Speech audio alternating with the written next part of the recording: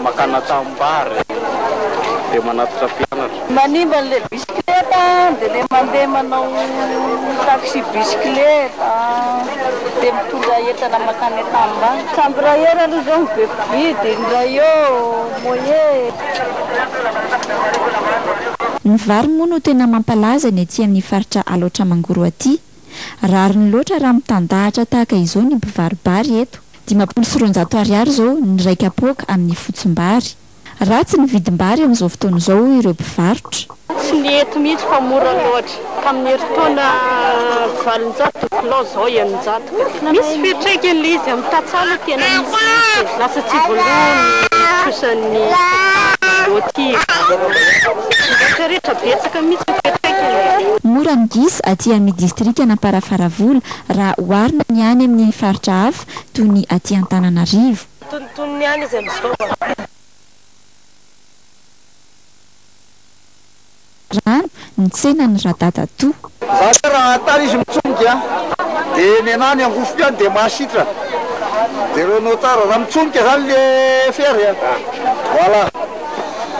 Deux jours ihany dia ameko garantie anao makane fetra sitrany io. Baka nytony aty Atsianaka dia amin'ny frantsay izy dia hoe importé de Madagasikara entina any andafy.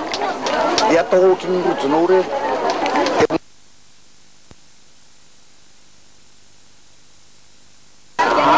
Misy aifotony ary misy dika. Nazava anakaraha inao fo.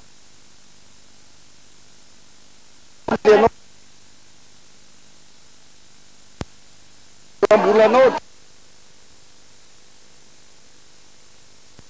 Tozanao hoe alaka misy nazoma mimbosona.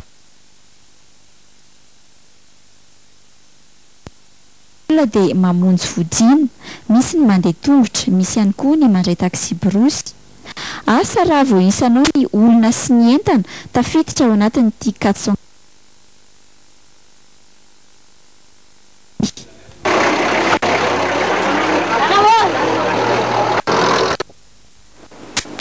Izay ihany koa namarana antsika ny vaovao an-tsary tamin'ny